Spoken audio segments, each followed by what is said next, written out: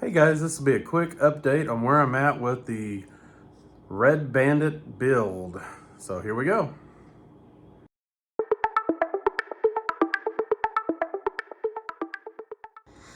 All right, we'll start with the front here. I have me a headlight. It's LED, of course. Made the front bumper.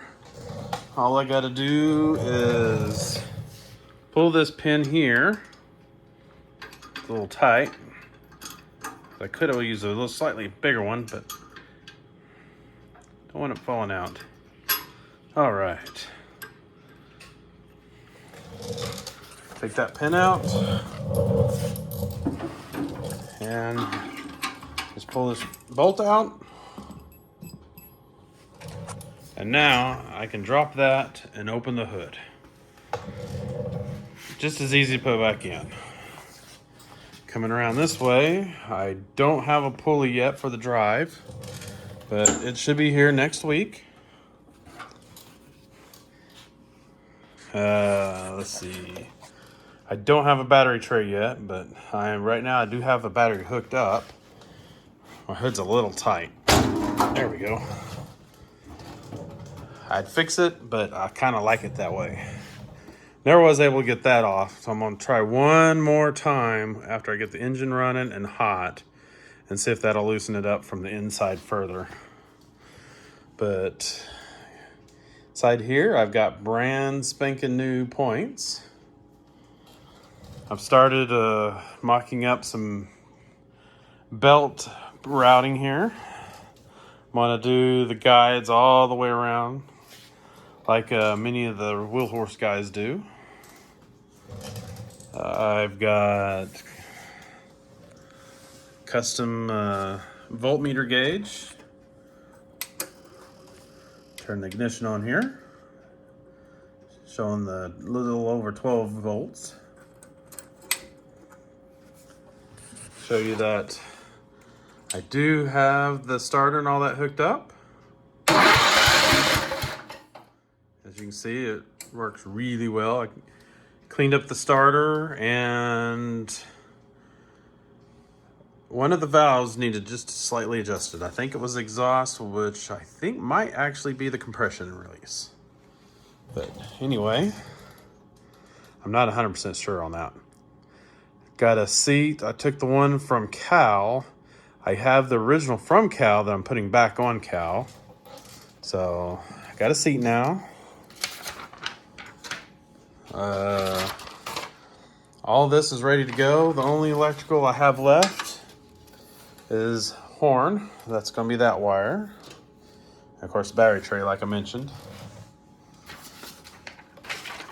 Here's my electrical diagram for the tractor that I made. Got the original steering wheel back on, as you can see. I was thinking about a trunk prop, but you know, now that there's a seat on the fenders, it holds itself back now. So I'm going to ditch that idea. I don't need it. And we'll move around here. Been doing some talking with some wheel horse people. We think this brake band is wrong, so I might look into fixing that. I did get me a parking brake, put a little handle on it so I can grab it, and it works. Got my levers for the throttles and the choke. Let's turn this to accessory. There's my light switch, as I showed before. Oh, and you can see this lights up too. There's my tail light. See my headlight on the floor. But new solenoid, the original one did test wrong. I could not even get it to click. New coil.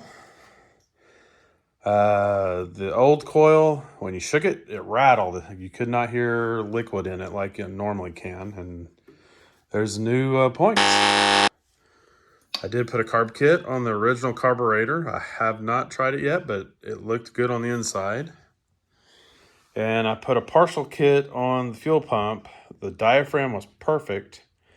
It looked brand new, but I cleaned it up. It had the debris in it and put a new gasket on it. And there's a quick little walk around the tractor. All my 4x4s are on the front. Got 9-inch wheels on the rear. I'm sorry, 10-inch. Using bear claws. I know a lot of people kind of rag on them because evidently they don't do good on rock crawling, but I live in Oklahoma. I don't have much rock in the way of rocks.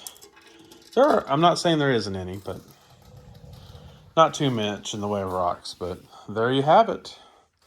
That's where I sit with the Red Bandit. Like I mentioned, I need to build a battery tray, which I'm going to do. Belt guide system. I need a pulley. And that's pretty much all I need to get this thing driving, I think. And then I can look into other things. I'm weighing some options right now on the rear end. I had the guy called it 3-point, but it was like a sleeve type, the hitch thing for implements that raised and lowered. I have that, but I didn't have a hitch mount. I was thinking about, I'm weighing the options right now. I don't have the materials to do it, but I'm weighing the cost of materials versus just buying a class 2-inch receiver. I did see one online that could be bought. I don't know if the oil level extension would get in the way of it yet. But I'm weighing the price of materials versus just buying it. Right now, I think they're pretty close to one and the same. So if it gets me riding quicker and doing things quicker, I might buy it. But anyway, I need me a sticker right here. I might have it, but if not, I might have to hit somebody up for one. But there you go. There's the Red Bandit. And that kill switch right there does kill the power to the coil, or that tether kill. And there's a quick update on the Red Bandit. I hope you enjoyed it. Hopefully the next video is maybe of it running.